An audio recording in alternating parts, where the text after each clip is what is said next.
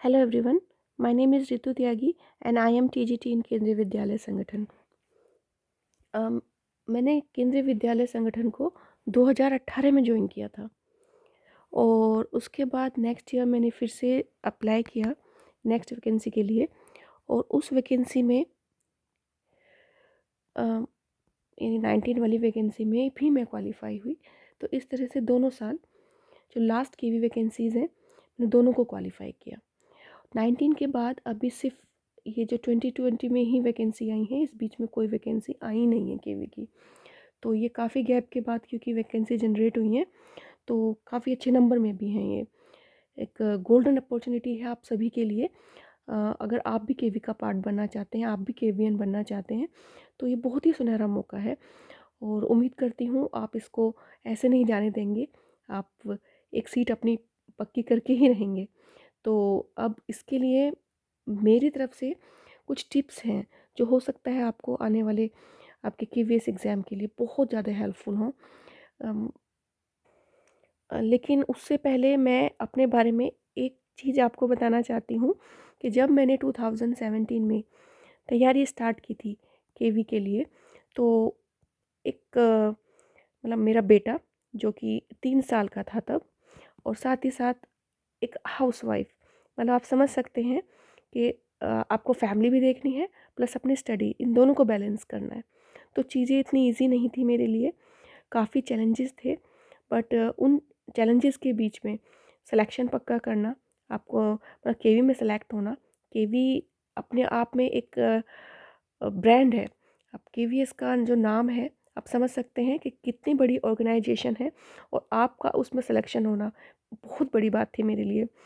और पर जो मैंने इसके लिए जो मेरी स्ट्रैटेजी थी वो मैं आप सबके सामने आज शेयर करूँगी। बट उससे पहले मैं आपको अपना रिपोर्ट कार्ड दिखाना चाहती हूँ जो मुझे स्कोर मिला था केवी में।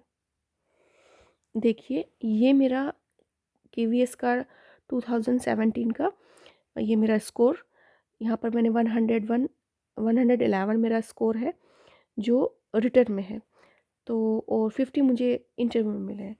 तो रिटर्न का जो स्कोर है मेरा 111 आउट ऑफ 150 और इंटरव्यू में 60 50 आउट ऑफ 60। तो ये मेरे स्कोर थे रिटर्न का और इंटरव्यू का। ओवरऑल केवी में जो सिलेक्शन होता है इंटरव्यू और आपका रिटर्न, उसका जो वेटेज होता है 70:30 होता है। तो ओवरऑल मुझे 75%, मोर देन 75% मार्क्स मिले और यहाँ पर मेरी रैंक है सेकंड। तो मैंने सेकंड रैंक हासिल की थी इस एग्ज़ाम में। और बट यहाँ पर एक चीज़ है कि आपका रैंक, मतलब आप टॉपर हैं, फर्स्ट रैंक ले, सेकंड रैंक ले, थर्ड लें या बॉटम में भी हैं, वो इतना ज़्यादा मैटर नहीं करता। मेन चीज़ है सिलेक्शन। सिलेक्शन इज़ इम्पोर्टेंट, सबसे ज़्यादा इम्पोर्टेंट अगर कोई चीज़ है तो वो आपका सिलेक्शन है। बट एनीवेज़ मैंने सेकंड रैंक यहाँ पर ली। तो अ, यहाँ पर जो मैं मुझे आपको ये जो मैंने आपको दिखाया है अपना स्कोर, उसको दिखाने के पीछे कारण है वो ये कि मैं being a housewife, being a mother और इतनी सारी डिफ़िकल्टी के बीच में मुझे ये स्कोर मिला। तो मेरे लिए तो बहुत बड़ी बात थी। शायद मेरी कल्पना से भी बाहर था। बट नेक्स्ट अब सर्विस में रहते हुए मैंने एक दूसरा केवी का नेक्स्ट ईयर जो एग्ज़ाम दिया, उसमें आप देख सकते हैं यहाँ पर ऋतु त्यागी और मुझे यहाँ पर रीज़न मिला था भुवनेश्वर रीज़न। तो ये मेरा सेकंड सिलेक्शन था केवी में। तो इस तरह से दोनों केवी वैकेंसीज़ में मैंने क्लियर किया। तो कैसे क्लियर किया? इसके पीछे क्या था, मेरी एक स्ट्रैटेजी थी और वो स्ट्रैटेजी कुछ ऐसा नहीं था कि मैंने बहुत कुछ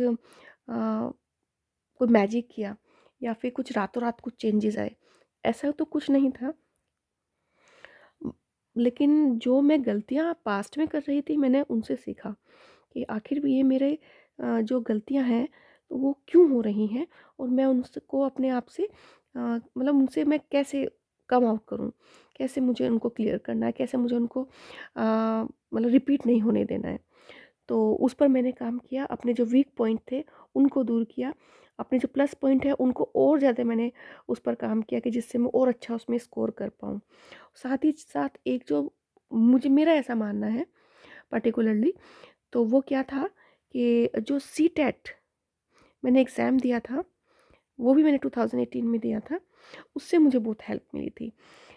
क्योंकि सीटेट में जो चाइल्ड पेडोलॉजी है, वो आपको केवी में बहुत हेल्प करती है।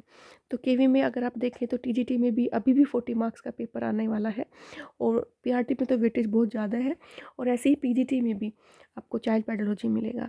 तो ये सीटेट का जो मेरा सिलेबस था, जो मैंने तैयारी वहाँ पर की थी, सेम वही नोट्स मैंने केवी के लिए भी तैयार किए, इस पर्टिकुलर टॉपिक के लिए, मतलब चाइल्ड पेडोलॉजी के लिए।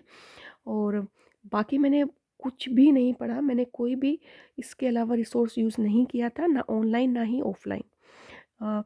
मेरी जो बुक्स थी सीटेट वाली, सिर्फ मैंने वो पढ़ी थी, और कोई केवी के लिए अलग से पर्टिकुलर मैंने कोई बुक नहीं पढ़ी, कोई कोचिंग नहीं लिया। वही सेम सीटेट ही मेरे काम आया। आगे हिंदी और इंग्लिश की अगर बात करें, तो यहाँ पर भी मुझे जो मेरी सीटेट की तैयारी थी, उसी से ही मेरा काम हो गया, उसी से मैंने क्लियर कर लिया। अब बात करते हैं हम करंट की एंड न्यूमेरिकल एबिलिटी।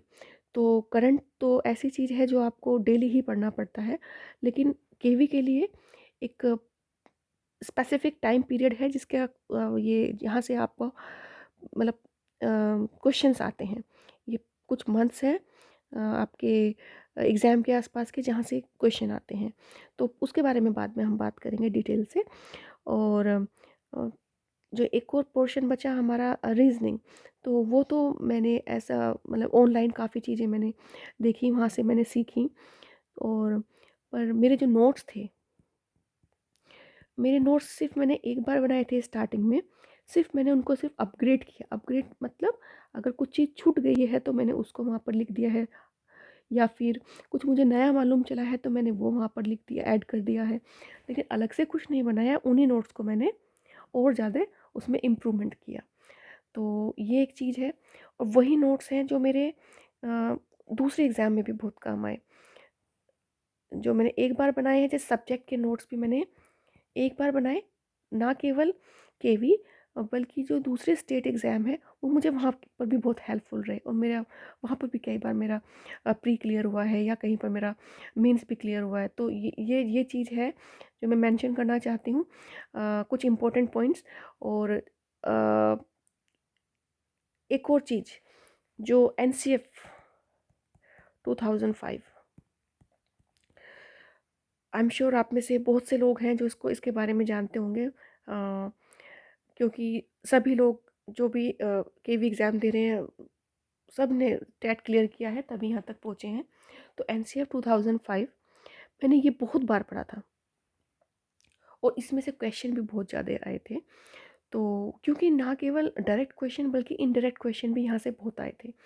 आपको आपकी जो डेमो क्लास होने वाली है इस बार, जो 30 मार्क्स की आपकी डेमो क्लास होगी, उसमें भी आपको एनसीएफ 2005 बहुत ज़्यादा हेल्पफुल होगा, क्योंकि वहाँ पर आपको चीज़ें बिल्कुल क्रिस्टल क्लियर दी हुई हैं कि एक टीचर होने के नाते आपको क्या करना है, आपकी क्या क्या टीचिंग मेथडोलॉजी होनी चाहिए, क्या क्या चीज़ें हैं जो आपको नहीं करनी चाहिए जब आप क्लास ले रहे हैं। तो ये डेमो क्लास के लिए भी आपके लिए बहुत ज़्यादा हेल्पफुल है, और प्लस आपको आपका जो सिलेबस है, आपका चाइल्ड पेडोलॉजी, वहाँ पर भी बहुत से क्वेश्चन आपको यहाँ से मिलेंगे। एक नया टॉपिक है, वो है एनईपी 2020। अब एनईपी 2020 के इम्प्लीमेंट होने के बाद एक बार भी केवी एग्ज़ाम नहीं हुआ है, तो ये पहला मौका होगा जब केवी कंडक्ट कर रहा है आपका अपना एग्ज़ाम। तो डेफिनेटली इसमें से बहुत क्वेश्चन बनने वाले हैं। तो ये जो दो हॉट टॉपिक मैंने आपको बोले हैं, तो आप इनको प्लीज़ तैयार कीजिएगा, और अच्छे से जितना हो सके उतने अच्छे से इसको तैयार कीजिएगा। आपका ये जो 40 मार्क्स है, वो तो यहीं से ही आप इसको स्कोर कर लेंगे। तो अभी भी बहुत चीज़ें बची हैं, हमने कुछ ही चीज़ों पर बात की है। अब आगे सब्जेक्ट है, और इंटरव्यू है, और इंटरव्यू के अलावा आपका जो जो मार्क्स हैं वो किस तरह से कंसीडर किए जाते हैं, कितने मार्क्स पे आपका मेरिट जाता है, शॉर्ट लिस्टिंग का क्या तरीका है।